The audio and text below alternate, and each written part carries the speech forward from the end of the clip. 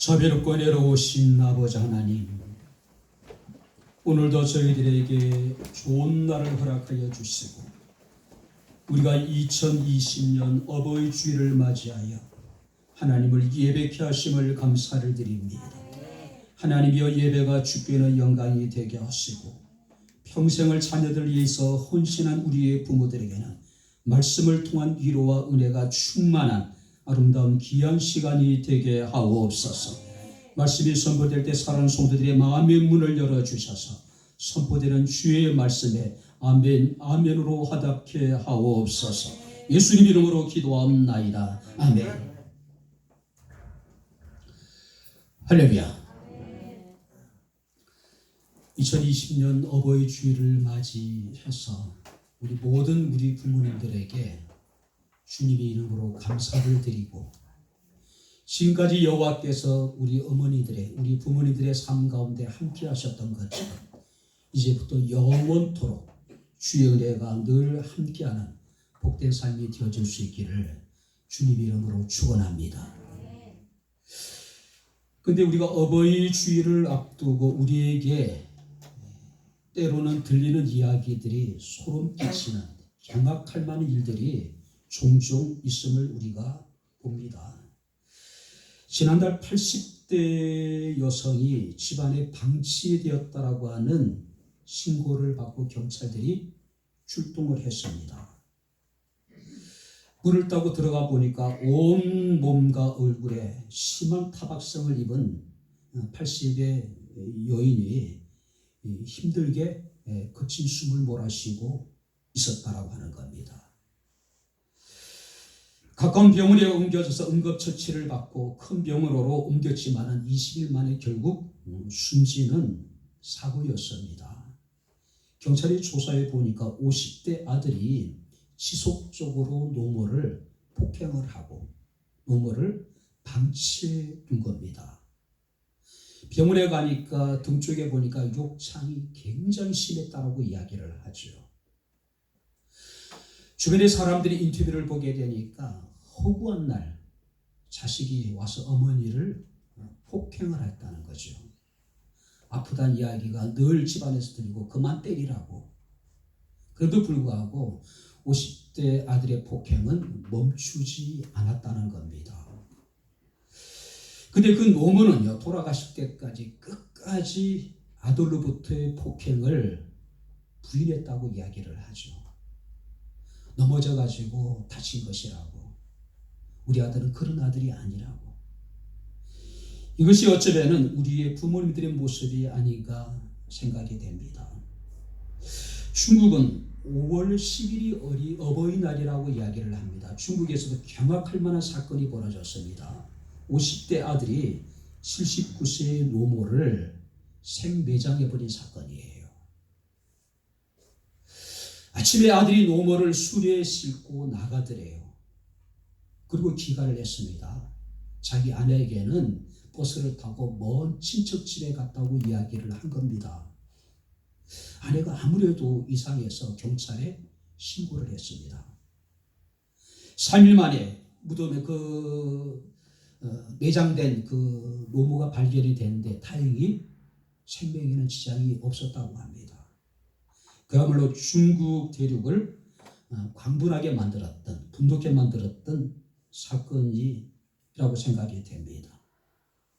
자, 오늘 이제 본 말씀을 보게 되면 이 에베소서는요, 크게 두 가지로 구분이 됩니다. 바울의 서신이 다 마찬가지예요. 바울의 서신을 통해서 먼저 기독교의 교리에 대해서 이야기를 합니다. 그리고 난 다음에 구체적인 어떤 우리들의 삶의 실천에 대해서 교훈을 하고 있어요. 자, 특별히 우리가 에베소에 우리가 실천편에 보게 되면은 교회 생활에 있어서 어떻게 우리가 신앙생활이 될 것인가에 대해서 교훈하고 있고, 이제 계속해서 사도 바울은 가정 생활에 대해서 우리가 어떻게 생활해야 될 것인가를 교훈해 주고 있습니다. 특별히 가정 윤리 가운데 가장 먼저 등장하는 것이 뭐냐면은 부부 관계에 대해서 논합니다. 그리고 부모와 자식의 관계에 대해서 언급을 하고 있어요. 자, 부모가 자식 간의 어떤 관계에서 무엇보다도 먼저 자녀들에게 주시는 하나님의 말씀이 오늘 이 본문의 말씀입니다. 특별히 1절 말씀을 보게 되면은 자녀들아 주 안에서 너희 부모에게 순종하라. 이것이 옳은 일이라고 말씀을 하고 있습니다. 왜 옳습니까? 성경 말씀을 보게 되면은 이것은 약속 있는 첫 계명이니 내가 이것을 행함으로 내가 땅에서 잘 되고 장수하게 될 것이라고 말씀하고 있습니다. 한번 따라해 보시기 바랍니다. 내 부모를 순종하고 공경하라. 이것은 하나님의 신적인 명령이에요. 자, 부모에게 순종하는 것, 부모를 공경하는 것은 우리가 해도 되고 안 해도 되는, 우리가 선택할 수 있는 것이 아니라 하나님의 명령, 신적인 명령이라는 거예요. 그리고 하나님의 명령에 순종하는 자들에게는 하나님께서는 잘되게 하실 것이고 땅에서 장수하게 하실 것이라고 말씀을 하고 있습니다. 교회 밖의 비기독교인들이 기독교를 폄하할 때 대부분 하는 이야기가 뭡니까? 조상을 섬기지 않는다는 거예요. 그런데 실상 세상의 어떤 종교도 기독교만큼 효를 강조하는 종교는 없습니다. 왜냐하면 우리가 골로새서 3장 20절 말씀을 보게 되면 자녀들아 모든 일에 부모에게 순종하라. 자, 기독교에서는 자녀들에게 모든 일에 부모에게 순종하라. 왜냐하면 이는 주 안에서 기쁘시게 하는 것이라. 무슨 얘기입니까? 절대자이신 하나님과 부모를 동등하게 여기고 있는 거예요. 우리에게 부모에게 순종하는 것, 부모를 공경하는 것은 곧 하나님께 순종하는 것이고 하나님을 공경하는 것이고 바로 그것은 하나님을 기쁘시게 하는 것이라고 이야기하고 있습니다. 세상에 이런 종교가 어디 있습니까? 1세기의 유대 철학자였던 필로라고 하는 사람은 이런 이야기를 합니다. 너희 아비와 어미를 공경하라. 그것은 너희 하나님을 공경하라는 뜻이다. 특별히 우리가 이제 1절 말씀을 보게 되면은 바로 내 부모에게 순종하고 내 부모를 공경하라고 이야기하고 있습니다. 기독교의 효도는 두 가지의 의미를 가지고 있는 거예요. 첫 번째 뭐냐면은 순종하라는 것이고 두 번째 뭐냐면은 공경하라는 겁니다. 자, 여기서 순종이라는 이야기는 아쿠오라고 하는 단어에서 파생된 단어인데 아쿠오라는 게 뭐냐면은 듣는다는 겁니다. 그러니까 부모에게 자식이 할 수 있는 최고의 효는 뭡니까? 부모의 말씀에 귀를 기울이고 부모의 이야기를 경청하는 거예요. 모울이라는 사람은 이 말을 주저없는 마음으로 주의하여 듣는 것. 물론 여러분들이 어버이날을 맞이하면서 맛있는 것 사드리는 것, 또 우리가 선물을 드리고 용돈을 드리는 것도 참 좋은 일이죠. 근데 중요한 건 뭡니까? 우리가 부모의 이야기에 주의를 기울여서 우리가 들어주는 것, 경청해 주는 것이라는 거죠. 뿐만 아니라 이 공경이라고 하는 단어는 부모를 받들어 드린다는 이야기죠. 단순히 듣고 우리가 고개를 끄덕이고 공감하는 것에 끝나는 것이 아니라 그의 의견에 대해서 그의 뜻에 대해서 우리가 존중해 주는 것. 특별히 여기서 이 공경이라고 하는 단어는요, 헬라로 카베트라고 하는 단어를 사용합니다. 무겁다라는 의미예요. 무슨 얘기냐면은 부모를 가볍게 여기지 말라는 이야기예요. 부모를 무시하지 말라는 이야기예요. 여기서 무겁다라고 하는 것은 부모에 대해서 두려운 마음을 가지고 부모님을 받들어 섬기라는 이야기예요. 그분들이 살아온 삶의 무게, 그분들의 인격, 그분들의 경험, 그분들의 평생을 살아오면서 터득한 지혜를 높이라는 이야기예요. 근데 우리는 어떻습니까? 부모의 세대에 대해서 우리는 고리타분한 구세대라고 우리는 정의를 해버려요. 어떤 심리학자가 사람의 심리를 이렇게 분석했습니다. 어렸을 때는 부모를 전부로 생각한다. 전적으로 부모를 신뢰하죠. 그런데 20대가 되고 30대가 되면은 부모를 무시한다는 겁니다. 부모의 시대와 자신의 시대가 다르다라고 이야기하는 거예요. 서유석이라고 하는 가수가 최근에 불렀던 노래의 가사가 생각이 나요. 너희는 늙어봤냐? 나는 젊어봤다며. 그러니까 세상을 보는 눈이 다른 거예요. 세상을 보는 시야가 다른 거예요.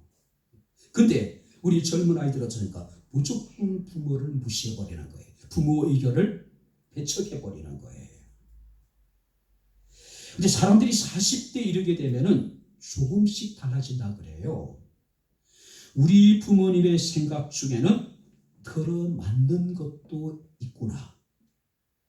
부모님의 말씀 중에는 옳은 것도 있다라는 것을 깨닫게 된다는 거예요.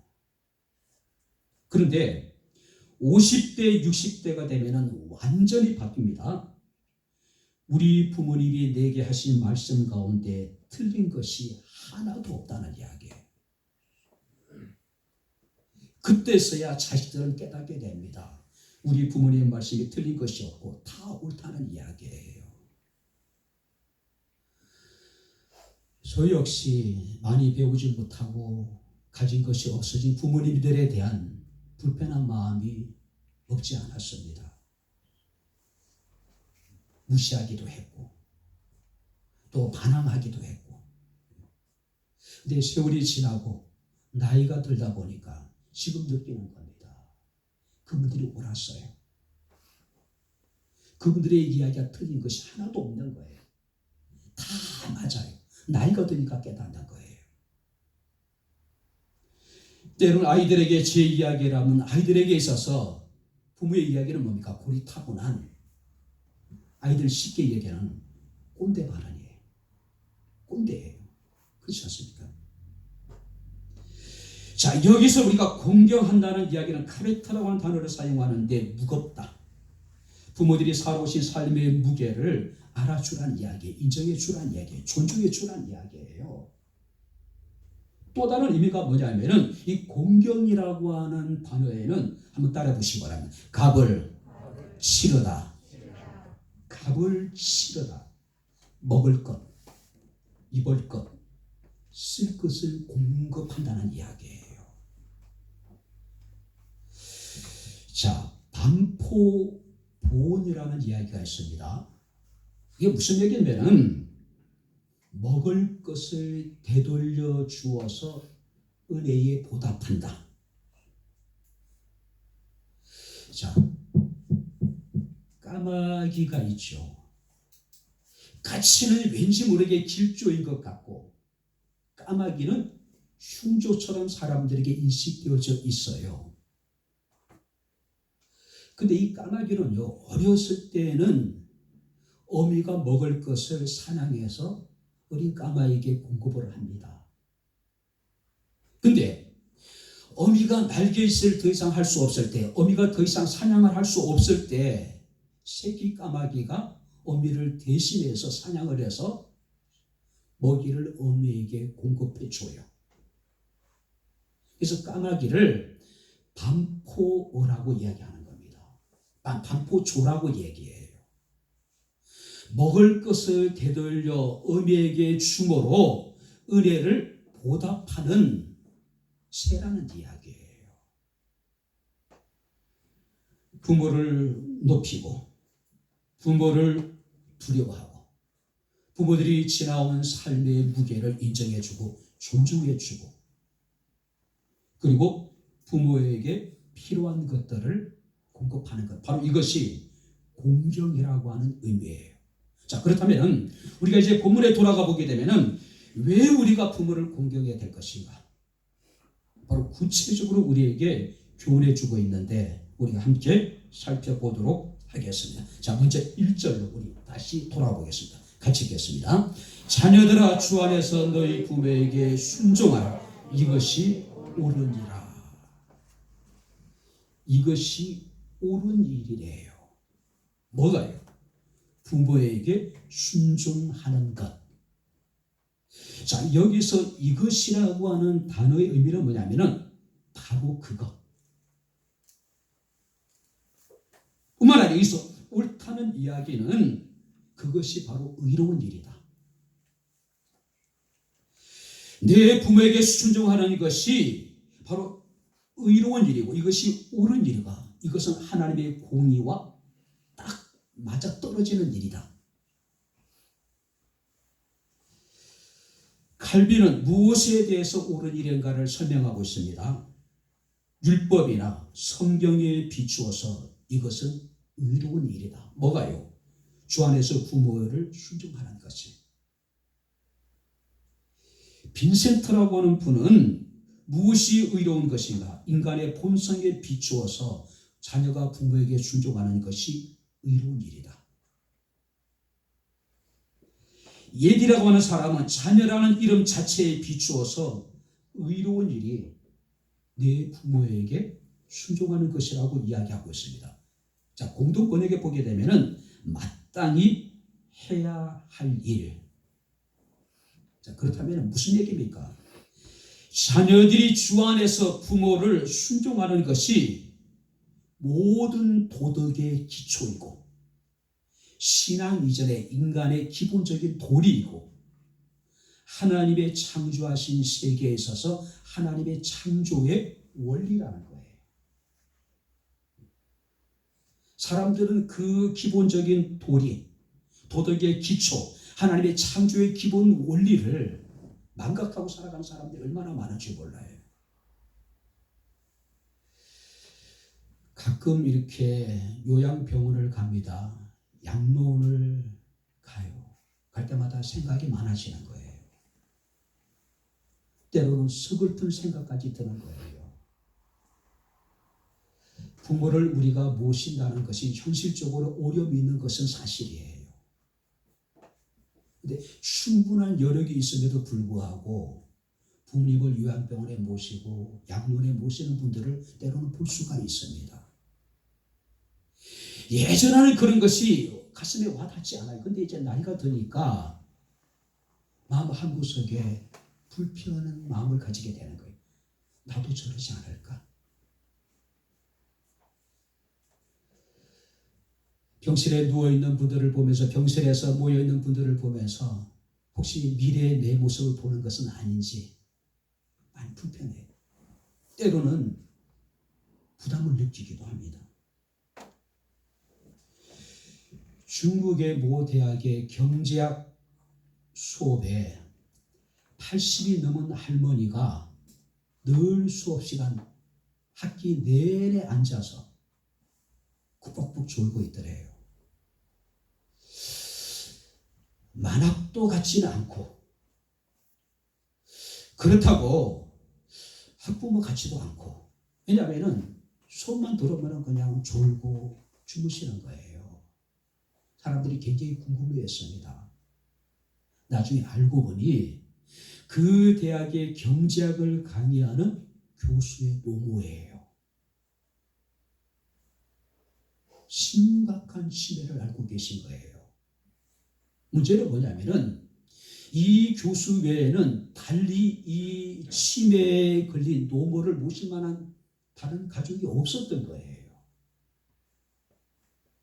그래서 자신의 수업 시간에 노모를 다른 학생들 사이에 앉혀놓고 그 노모를 돌보시는 거예요. 학교 당국에서도 수업에 불편을 주지 않는 범위 내에서 그 교수가 노모를 학교에서 돌보는 것을 허락을 한 거예요. 근데 누구도 그것에 대해서 불평하지 않더랍니다. 불만을 이야기하지 않더래요. 오히려 산 교육을 학생들이 받은 거예요. 늙고 병들고 정신도 온전하지 하지 못한 노모를 돌보는 일은 결코 쉬운 일이 아닙니다. 근데 성경에 이것이 옳은 일이래요. 할렐루야.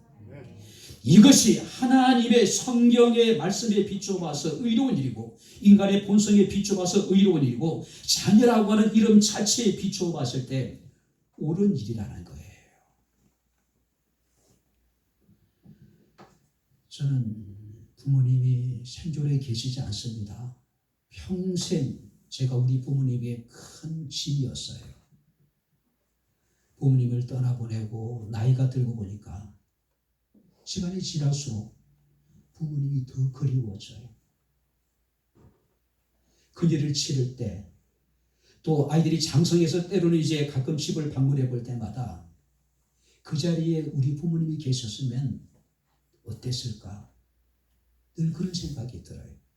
너무 굉장히 기뻐하실 것 같아요. 말로 표현할 수 없을 정도로. 저희 부모님 같은 원체 어린 아이를 아버지 같은 경우는 좋아했기 때문에 저만큼이나. 오늘 성경에 이야기합니다. 부모를 공경하랍니다. 왜요? 이것이 기본이고 이것이 하나님의 창조의 원리이기 때문이에요. 이것이 인간의 모든 기본 도리라고 성경에 말씀을 하고 있습니다. 할 수 있는 범위 내에서 옳은 일을 행할 수 있는 우리 백향목에 살아가는 모든 성도들이 될 수 있기를 주 이름으로 축원합니다. 두 번째 한번 성경 말씀을 보시기 바랍니다. 자, 1절 2절 말씀을 다시 같이 읽겠습니다. 자녀들아 주 안에서 너희 부모에게 순종하라. 이것이 옳으니라. 내 아버지와 어머니를 공경하라. 이것은 약속이 있는 첫 계명이니. 너희 부모에게 순종하라. 내 아버지와 어머니를 공경하라. 이것은 뭡니까? 금면이 아니에요. 명령입니다. 그래서 신명기 5장 16절 말씀을 보게 되면 여러분들이 주부에 나와 있습니다. 너는 내 하나님 여호와께서 명령한 대로 내 부모를 공경하라. 한번 따라해 보시기 바랍니다. 여호와께서 명령한 대로. 할렐루야. 명령이에요. 명령이에요. 자, 여기서 명령한 대로라고 하는 의미는 뭐냐면은 하나님이 너희에게 주신 말씀대로, 하나님이 너희에게 주신 말씀대로 내 부모를 공경하라. 그런데 여기 보세요. 이 하나님의 명령은요, 시한부 명령이에요. 다른 명령은 우리가 살아가는 동안에 평생 지킬 수 있고 설사 우리가 지키지 못하도록 돌이켜서 우리가 다시 행할 수 있어요. 그런데 너는 내 하나님 여호와께서 명령한 대로 내 부모를 공경하는 이 명령은요, 시한부 명령이라는 거예요. 무슨 얘기냐면은 어느 날인가 우리의 부모님이 돌아가시게 되면은 우리 부모님이 이 세상을 떠나게 될 때 이 계명은 더 이상 나와는 관계가 없는 계명이에요. 이 이야기는 무슨 얘기입니까? 내 부모가 생존해 계시는 동안에 내 아버지와 어머니를 공경하라. 부모님이 돌아가시고 부모님이 세상을 떠나고 나서 뒤늦게 후회하고 뒤늦게 땅을 치면서 통곡해도 더 이상 그 계명은 우리가 지킬 수 없는 계명이에요. 송강정철의 사모곡이라고 하는 시조가 있죠. 그대로 제가 읊어드리겠습니다. 어버이 살아 신제 섬길 일난 다하여라. 지나간 후면 애답다 어이하리. 평생 고쳐 못할 일이 이뿐인가 하노라. 부모님이 살아계실 때 최선을 다해서 섬기라. 지나간 후면 아무리 애달파 후회해도 고치지 못할 일이다. 그러니까 살아생전에 부모님을 공경하라는 이야기예요.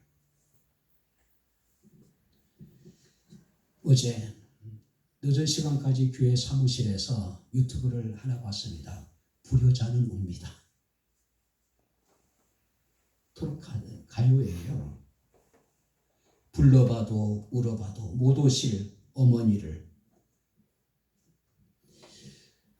원통에 불러보고 땅을 치며 통곡해요. 다시 못 올 어머니여. 불추한 자식은, 이 자식은 생전에 지은 죄를 엎드려 빕니다라고 하는 그런 노래였어요.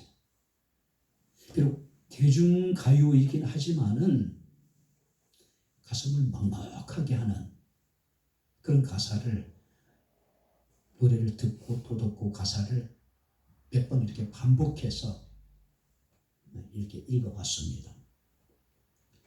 오늘 자녀들아 주 안에서 너희 부모에게 순종하라. 내 아버지와 어머니를 공경하라. 이것은 명령입니다. 그런데 이 명령은 시한부 명령이에요. 살아계실 때 내가 무엇인가를 작은 것이라도 부모에게 행할 수 있을 때 우리가 기꺼이 부모를 공경하고 섬길 수 있는 우리가 되었으면 좋겠습니다. 미국에서 어린 자식들을 버리고 아내를 버리고 30년을 떠돌다가 죽기 전에 마지막 유언으로 내가 죽으면 고향에 돌아가서 내가 장사되었으면 좋겠다는 유언을 어떤 사람이 남기게 됩니다. 자식들은 모여서 아버지의 장래에 대해서 논의를 합니다. 어떤 자식은 그 아버지 얼굴이 기억도 없어요. 치열하게 자식들끼리 모여가지고 된다 안 된다 서로 막 다투는 거예요. 그런 자식들을 어머니는 말없이 쳐다보고 있습니다. 그때 큰아들이 이야기를 합니다. 성경 말씀에 보게 되면은 내 부모를 공경하라고 써 있는데 여기는 어떤 부모라고 하는 말은 없다.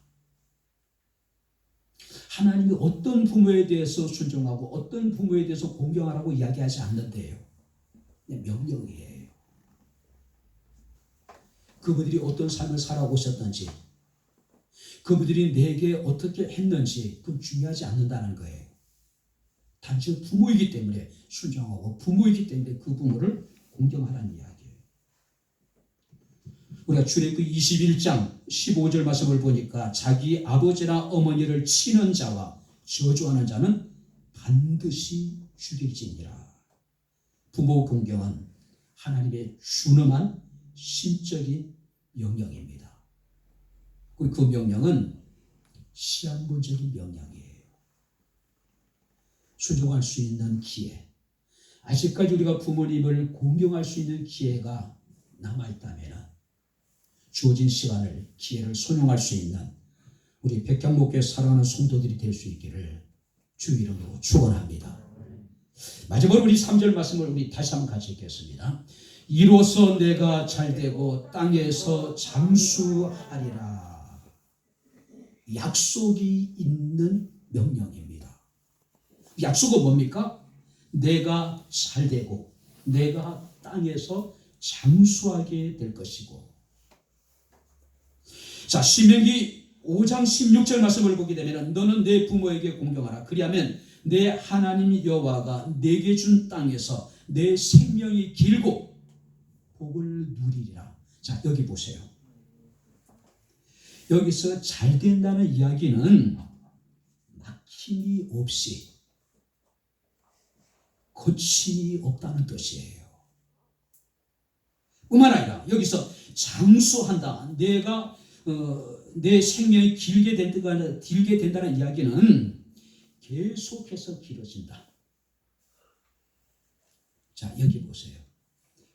하나님의 명령대로 우리가 부모님을 순종하고 공경하게 되면은 하나님께서는 그런 자들에게 이 땅에 살아가는 동안에 막힘이 없이 거침이 없도록 하나님께 그 삶을 축복하신다는 이야기예요.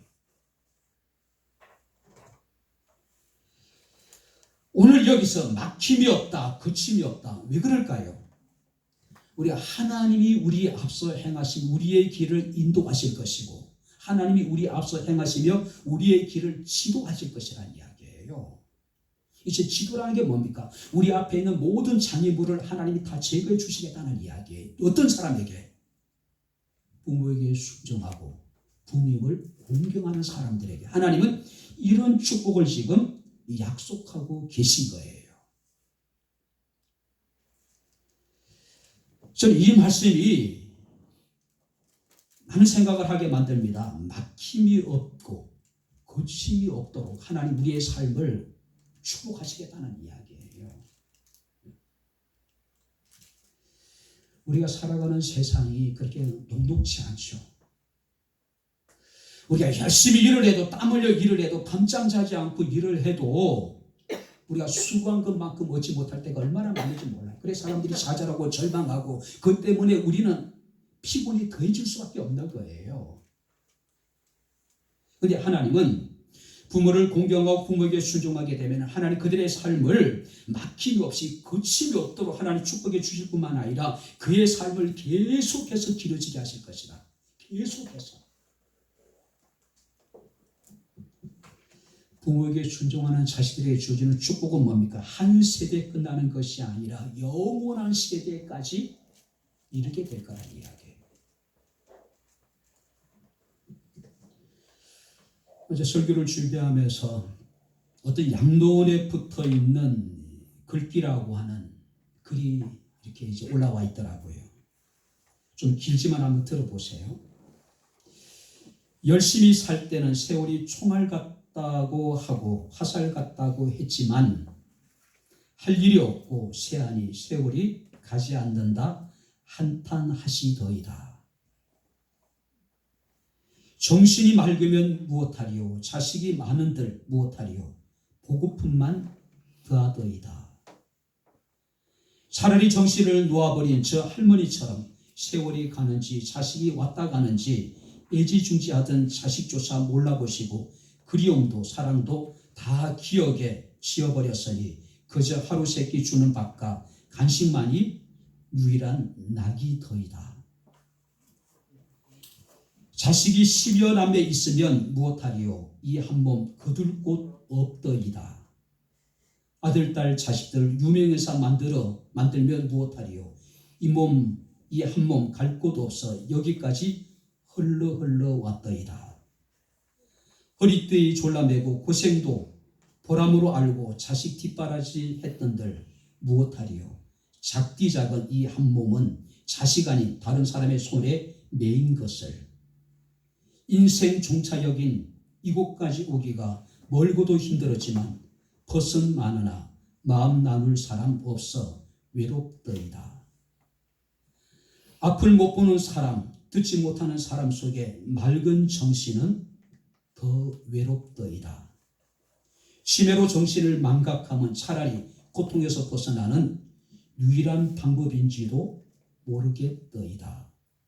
몸은 세하고 정신은 맑으면 무엇하리요? 괴로움만 더한 것을. 가는 마당에 야속함도 사랑도 그리움도 추억도 다 내려놓으니 차라리 마음이 홀가문할 뿐. 모진 비바람 다 지나가고 조용히 흐르는 저 호수 같은 잔잔한 마음으로 돌아갈 뿐인 것을. 가슴을 아프게 하는 것은 차라리 정신을 놓고 사는 것이 더 낫다라고 하는 대목이 너무 가슴을 아프게 하더라고요. 연세가 들어도 정신이 온전하는 것이 다행이라고 생각했는데 오히려 나이 드신 분들은 차라리 정신줄 놓고 사는 것이 훨씬 더 낫다라고 이야기하고 있는 겁니다. 사람들은 세 가지 사랑을 이야기합니다. 나보다 못한 사람을 사랑하는 것은 국률이고 나와 대등한 입장에서 하는 사랑을 우정이고 나보다 더 높은 일을 사랑하는 것을 공경이라고 합니다. 부모는 국률의 대상이 아닙니다. 부모는 우리와 대등한 입장에서 우리가 사랑해야 될 사랑의 대상이 아니에요. 나보다 높은 곳에 계시며 숭고한 우리가 사랑해야 될, 우리가 공경해야 될 대상이라는 사실을 우리는 기억을 해야 됩니다. 조류학자에 의하면 황새 법칙이라는 게 있습니다. 황새는요, 어떤 경우에도 어미 가지 이상 높은 가지 앉지 않는다 그래요. 어미가 어떤 나무에 가지에 앉으면 새끼 황새는 절대적으로 그 더 이상 높은 가지에 올라가지 않는다 그래요. 항상 어미 황새 밑에 가지에 다소곳이 앉는다는 거예요. 이게 황새 법칙이라는 거죠.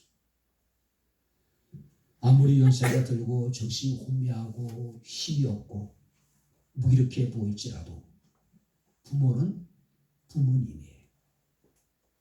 그들은 긍휼의 대상이 아니라 부모는 사랑의 대상이고 공경의 대상이라는 사실을 우리가 기억을 해야 될 겁니다. 이제 말씀을 마칩니다. 성경이 우리에게 다시 한번 이야기합니다. 부모에게 순종하고 부모를 공경하라고요.